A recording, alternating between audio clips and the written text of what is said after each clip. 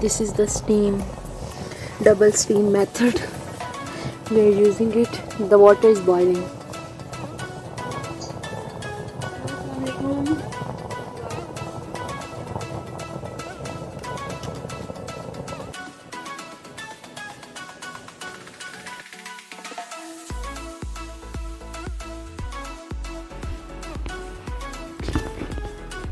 It's too hot.